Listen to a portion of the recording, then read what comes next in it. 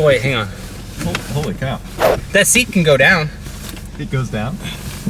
Dude, yours should go back a little. Can it go back at all? No. You guys are sunk, I guess. Yeah. We're sunk? Sorry. All right. Now, it's for our next sponsor is Butterfinger. Whoops. Uh-oh. Yeah. Butterfingers. Get out of the car.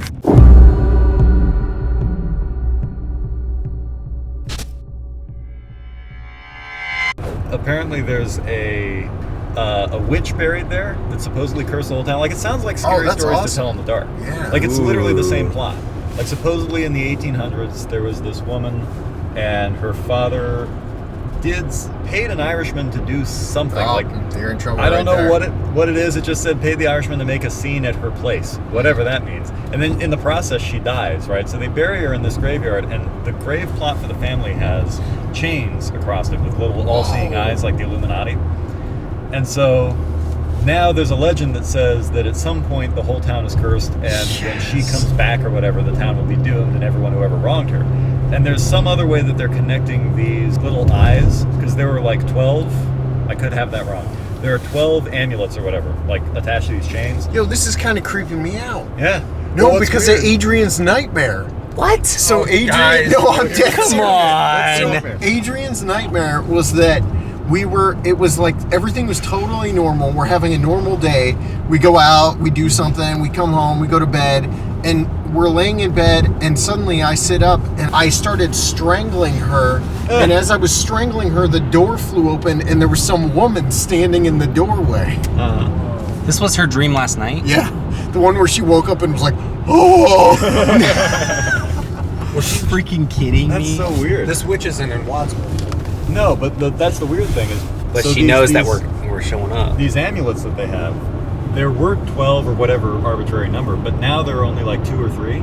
And so they're thinking that that's like a countdown, and so when the last one falls off, that like the chains will fall off and the whole town's going to get sucked down to hell. Let's steal some of these amulets. Dude, I'm about to take one. But what's weird is this whole town, apparently, Hanoverton in general, is supposed to be very, very haunted. Yeah.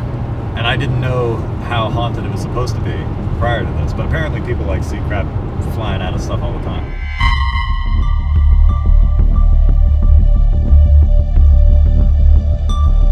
What is probably the most famous part of Hanoverton as far as ghost stories go? For us, it was Christina Sloan, the Witch of Hanoverton. That's what drew us here. We went on the tours that they offered for that story, but then we found they had so many other ones also. But yeah, Christina Sloan is what drew us here originally. Can you tell us about the Christina Sloan story, the legend? It would seem that there was a woman who lived here. She was young and pretty. Her name was Christina Sloan. She became the object of love for their local pastor in the area. And unfortunately, she was not interested in him, and this was very upsetting for him. So one night, about midnight, he shows up at her house, and they accuse her of being a witch. She's dragged out in the middle of the night and hanged. But before she's hanged, she says that there will come a day when she will rise from the grave. And in that time, she will destroy Hanoverton and all of the ancestors of those who were there, right there, hanging her on that night. So the town took her very seriously, and at that point, after she was buried, her grave was surrounded by chains, and the chains had little talisman on them. And so, of course, I'm sure there's some other, historical thing to it, but when we got up there, there's these talismans. Yeah. It was so awesome. Yeah. And according to the legend, when the last chain falls to the ground, that's when our Christina Sloan will be able to rise from the grave and take her vengeance on Hanoverton. Yeah. Yeah, have you been up there recently to see if there's anything left? I have not. I'm going to say it's been about 5 years since I've been up here, so I don't know if there's any left or not. When we were here before, there was only one. Yeah. When have you investigated then in Hanoverton? Every single, all of them, and this one too. Yes, yeah. Yes. No, when we first came here, they had we did a tour with them, and they had a little girl that dressed up in this really dark outfit and had white or red eyes, and she would pop up every once in a while during the tour, and it was really awesome. It just really enhanced the tour and made it more spooky at Halloween. And we came back later after the tour was over, and we're up there and we're doing an investigation, and we saw her go from one stone to another. And it was late, and we thought, wow, we know she's just a little girl. What's she doing up here by herself? And of course, it wasn't her.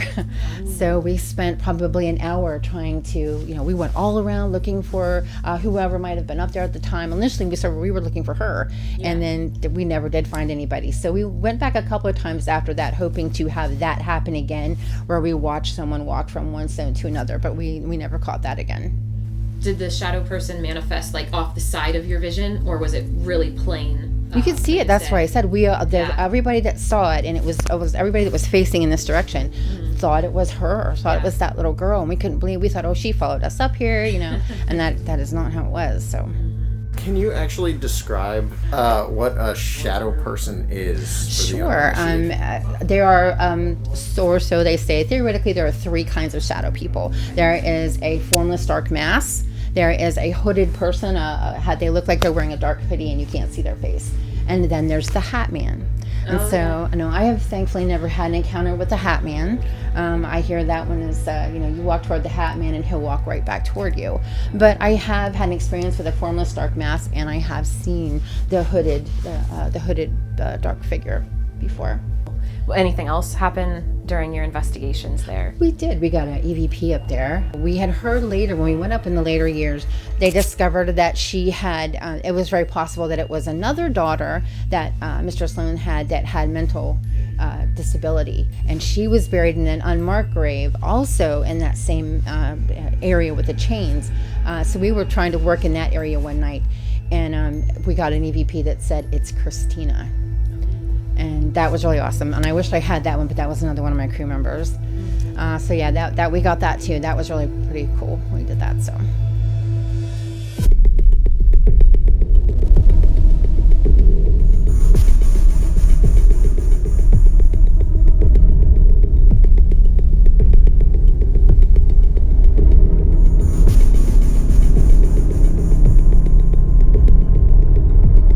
My name is Zack Moore. What do you do? I work for History Haunts and Legends tours. We do historical and paranormal tours here in Hanoverton. What cemetery are we in now? Grove Hill Cemetery. There are some stories here, yes? Yes. Tell me some. Where should we start? You've got ghostly lanterns of the old caretaker who used to live on site in the building over there. You've got the story of an alleged witch. You've got an angry Confederate soldier who had to have his body disinterred. You've got the spirit of a patriarch who was stingy with his money and didn't want his kids to have any of it. Can we talk about the witch? Sure. Her name was Christina Sloan. Her father was George. George was a very upstanding citizen of Hanoverton at the time. He had no vices. He didn't gamble, he didn't drink, he didn't smoke. The only thing is he could not stay faithful with his wife.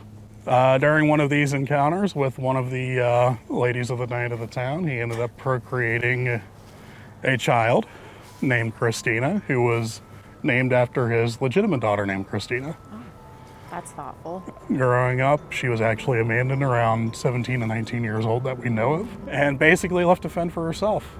Historical aspect goes that one day she approached George in front of the Spread Eagle Tavern and said, hey, look, you're my father, I know you're my father, yada, yada, yada. And being the important man of the town that George was, he was very, very embarrassed by it. He had hired a couple of his canal workers to go to her little shack and cause a disturbance, scare her, intimidate her into not approaching him on the streets again. We know that one thing led to another, and she unfortunately was killed during the skirmish. We don't know how, we don't know if she was murdered, if it was an accident. What we do know is that she is actually buried in the cemetery in the family plot, unbeknownst to George Sloan. Oh. And she is actually buried in this lovely family plot that's right here. Yeah. That used to have chains and medallions and bars and everything all around it. That lends into the legend. Yes.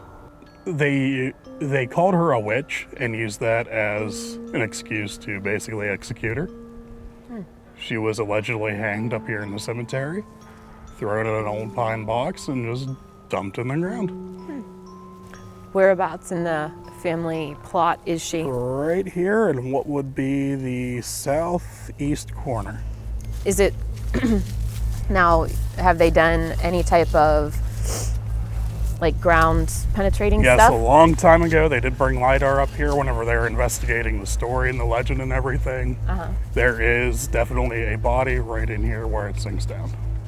Oh, right here. Yep. Interesting.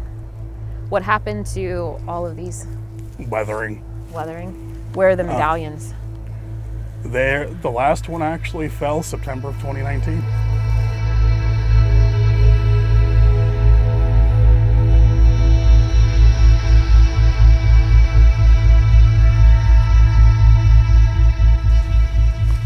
So this big open area, where are the headstones? There are none. However, there are roughly 77 graves down there, 2 of which are marked. That is the pauper's field. Basically, if you didn't have any money, you had a small little service, and then they just put you in an old wooden pine box, dropped you in the ground, and off they went. As far as activity that happens in this general vicinity of the pauper's field, More so like what appears to be like lanterns. it was Zach's face. Yeah.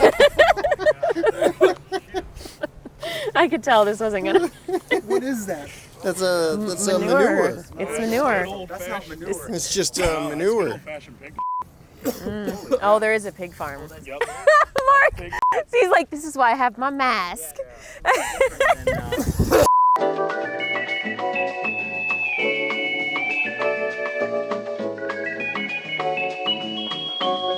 So, as far as spooky things that happen in Pauper's Field, you were saying? Mostly like what appears to be like lanterns, possibly the caretaker making his round. Yeah. We have seen a couple of shadow figures kind of dart a little bit, but... Just along the wood line? Yeah. As far as the lantern that you've seen, it actually moves about? I mean, is it a pretty wide Oh yeah, range? It'll actually go all the way up through this tree line. Yeah. It'll appear and disappear, then come up through here, go down the road, and then stop where the house is. Nice. What color is it? Usually like an off yellow orange. This happens frequently? A few and far between. Okay, so our odds of seeing it tonight are minimal. Yes. Yeah, are there weather conditions that correlate to when they're snowing? No. But what I will say, in the almost, I would say, 17 years that I've investigated up here, inclement weather brings them out for whatever reason.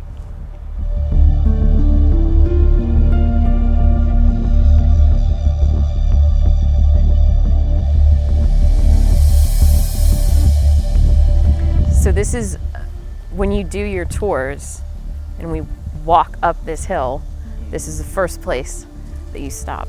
These are the lockers. They all go out this way. Now they're all facing Yes. in, which is odd. Yes. Mr. Lockhart was a very religious man to the point of pure audacity. He felt that with everyone facing towards him, come rapture, how everyone who is saved will rise up out of the ground, he will actually be able to see which of his descendants lived by the book. All of his fortune was in the canal. He had all of his money turned into gold bricks. Legend states that he did that because he didn't think his kids could handle having that much money. In today's terms, he would have more money than Jeff Bezos. Wow. Where are the bricks? They are either in the chimney in the house, or they are right below your feet.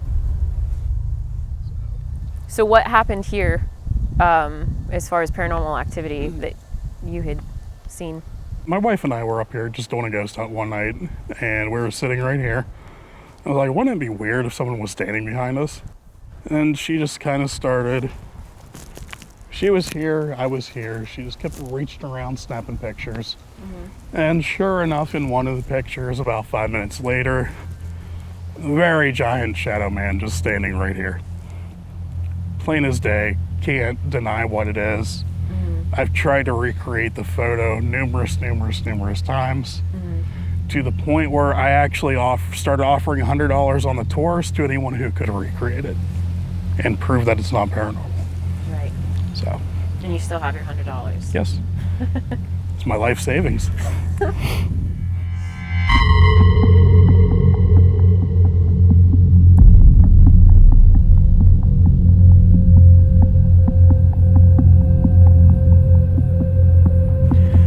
All right, so here's what's gonna happen. We're splitting up in 2 teams. Team 1 is going deep into the dark. Into the dark. Every episode And then filming is giving me so Team 2 is gonna follow up in the rear. And I have Team 1 is gonna start at the family headstones. Yep. See if we can hear anything. I'm gonna download a ghost app real quick. What is it? What is a ghost app?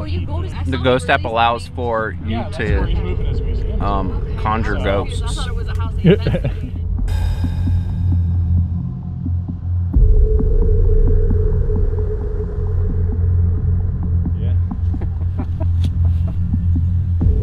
So it is now 5:41, and it is that dark. I can still kind of see their silhouettes walking along the ridge. We got Mark Matsky here with us. How's it going? He is a pastor, so he knows this kind of thing. I've been in a few cemeteries in my time. Yeah. This is true. But not usually for this purpose. No. Going over here to this place is the... Yeah. Yeah, this is the main area. One of the main areas that are supposedly haunted. Lockhart. So supposedly something came along from behind them here and walked this way towards them. So And he described it as huge. yeah. So if he was sitting here, and you got to figure you're just doing like this. So you're kind of doing that kind of a thing. Yeah. And then just kind of coming around. So, I don't know if anything's actually going to be back there or not. See, my only thing is when they're talking about that, like if it's flash photography and you do this, if your finger's on something, you're going to cast such a big shadow. Just going around. Yeah, I mean, just when I do this, there's a huge shadow behind us. Yeah. And it's just the shadow of this. Right. So. And that's with the blur of the movement of the if Right. you're doing this, you're gonna get Yeah, trails. I don't know about any of that stuff. And you see, they talk about the spook lights. I don't know where talk they about were them. supposed to be. I thought they were down here. Well, they're supposed to be down there, and they're supposed to be across the ridge. But if you figure, right now, I'm looking at what's probably traffic, because there's a road right back there. Yeah. So you mean to tell me that you're seeing spook lights out this way, and that's not cars driving by? Yeah, you see a lot of in between those bushes. You see or the trees. You see a lot of little flickers of the town and the houses over there and the lights. Yeah, I think that, to me, would explain it, at least in that direction. Yeah.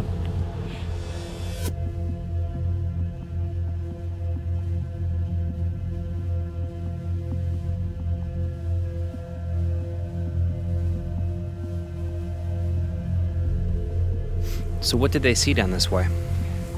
They have a feeling, and Heather's You know playing what? around with something. If I could. No, Wait, can what- you explain for what do you real? Though, have? can you explain to us what you have, what you're doing? What do you got? So I have an app just to mess around with since we didn't bring really anything else. Ghost Tube app, yeah. That's what I said. I was gonna get the app. Yeah. So I have a handful, but we're gonna try this one out.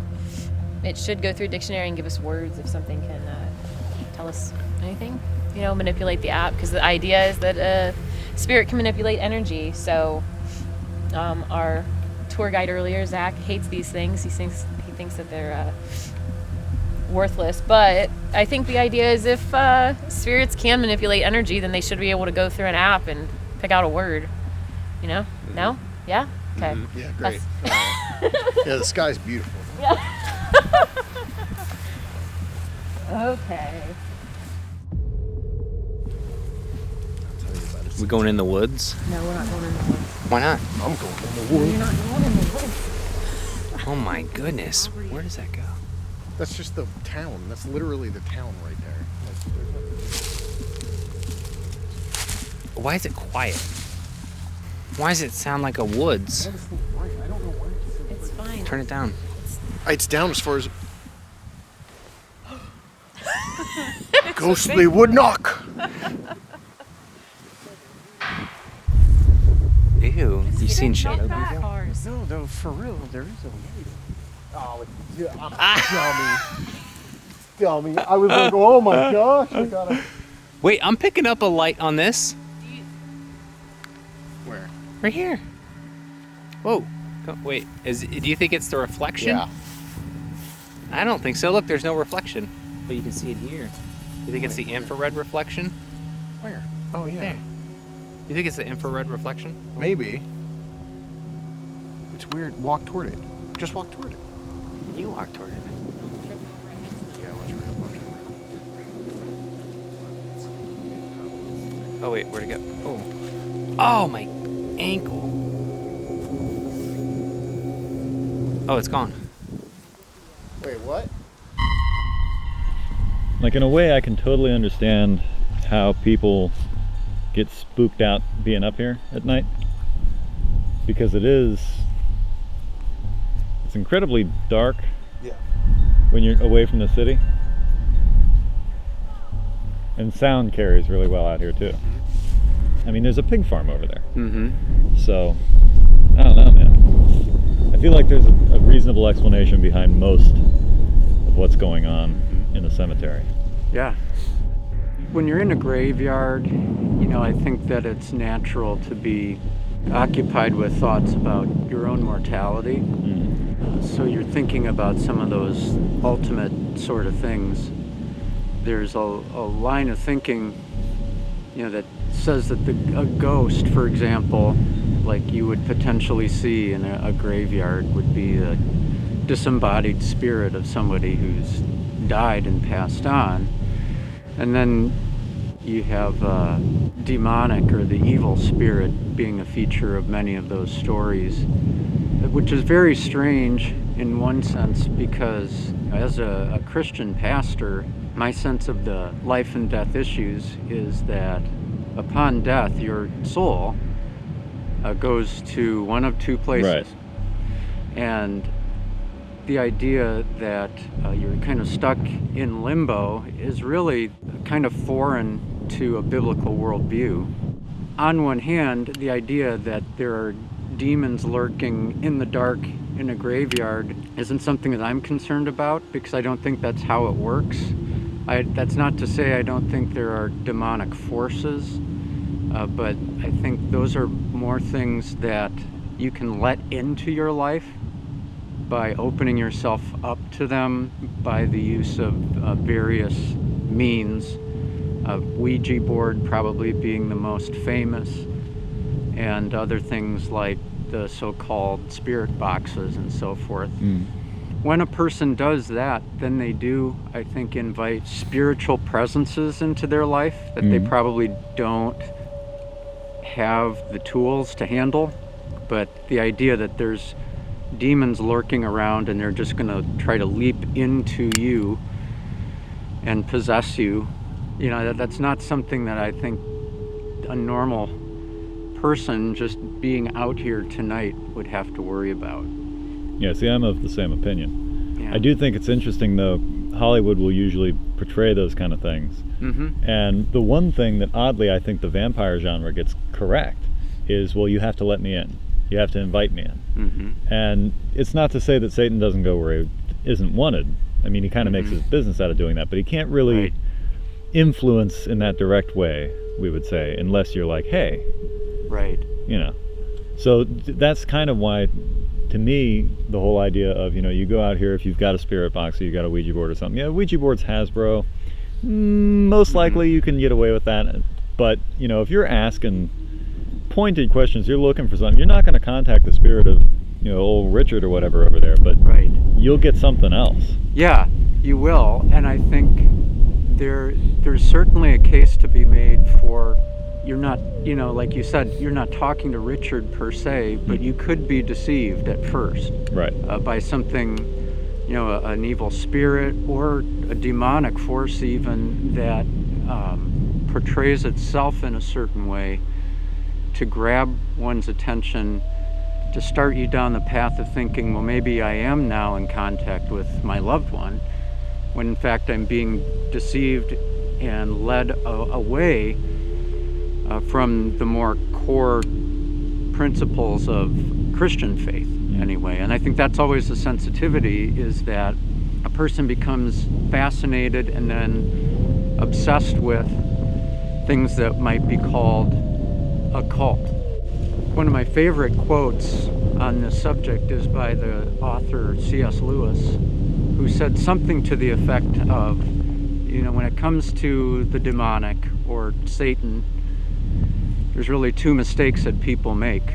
The first is believing that he doesn't exist at all.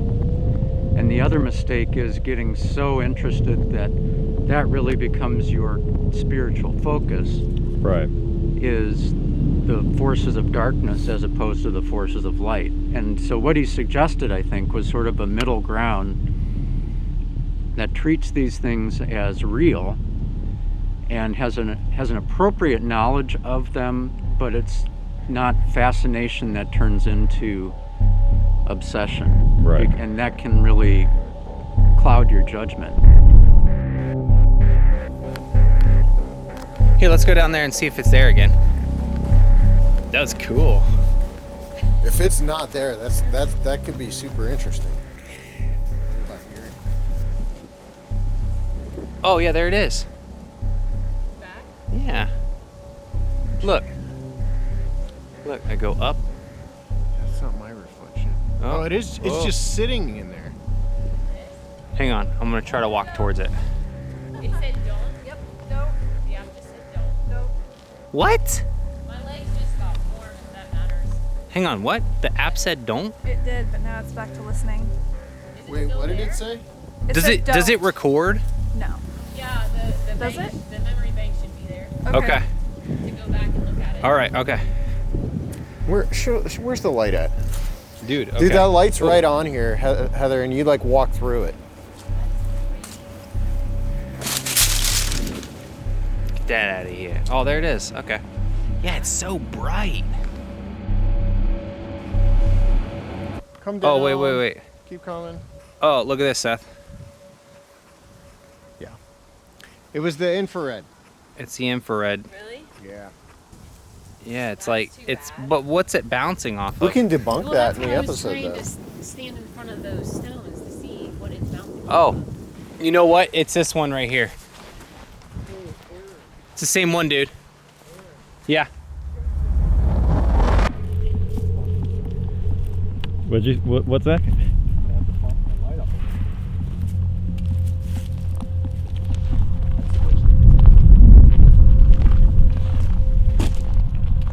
We got UFOs, Mark? I'm looking at it, it's in a triangle. Yeah. Yeah. They're all moving. Yeah. That one's really booking.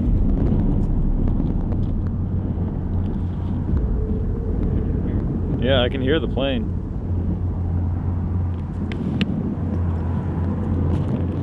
I guess that's a plane. Oh, it's not going up high, it's going this way. Yeah. Could have fooled me. Where the heck are we? I don't know.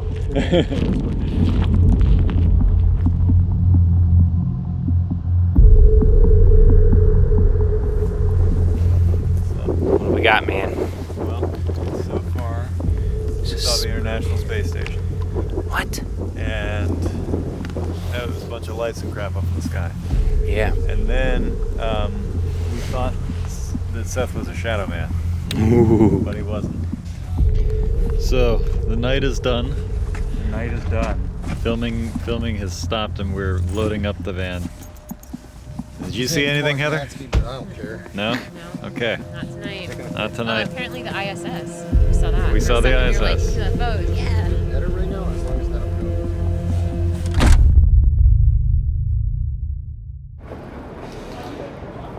go. So what we did was we set up the GoPro on a headstone on a little tripod. And so this was the field, right? Right. Where we're supposed to see all this stuff. Yeah. You can see the pig farm, and like you'll see the guy kind of going by. There's also worth pointing out that there are lights up there in the trees that's that are more, visible. I don't know if it's highway or what it is. So that was earlier. So now this is, I don't know what point in the night it is. But if you watch in this section over here, you should see something just go whizzing past. Oh, yeah. So I don't know. Can you go frame by frame on this? You should be able to, yeah. What's the time? I mean, how long was this recording? This was recording like 2 hours. It's nowhere near where that car. So then, in the how back, fast that would is that not, have been? Look at this. That's not the car. That almost looked like 3 lights.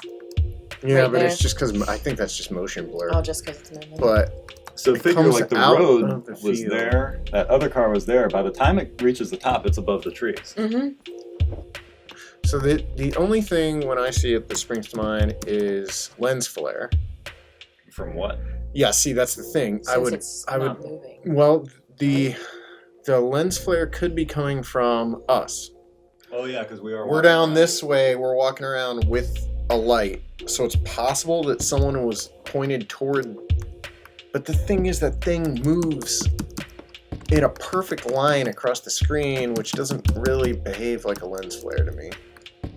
I mean, if this is frame by frame, it's like 5 frames. Okay, so 1, 2, 3, 4, 5, 6, 7, 8. It's on screen for 8 frames. 8 frames. I don't know what the interval was that this thing was shooting at, because when Aaron and I set this up, we thought we were recording video, but it was actually recording time-lapse. So I don't know if it was like taking a shot every second, every 2 seconds. So like when Zach was talking about the spook light that goes around that field, what he was explaining seemed more like what someone would call like an imprint. It starts at that house and then walks around the field and then comes back up the lane in the path that the caretaker would have taken. And that's just a constant thing. It doesn't seem to interact from what I understand. But when you get into like Will of the Wisps and stuff from lore, they'll appear and then you get curious and then you follow it. I think that's part of the whole idea of looking into hauntings or paranormal stuff, is to try to think of all the possible explanations. And then, of course, if you can't figure it out, then that's, I think, some of the more intriguing stuff. Yeah. And I've never seen anything like that when I've been there. Final thoughts. Final thoughts. Overton. Haunted, not haunted, explainable, unexplainable. I mean, there are certain things that we absolutely explained. In the night that we were there wasn't really a lot that happened aside from whatever this is, I suppose. Yeah. In my experience, stuff changes every time you're there. So I mean, I'm not the person to rule things in or out, I suppose. I also feel like anytime you go looking for anything paranormal, if you've got cameras running, there's less activity. It would seem like it. That's my read on it.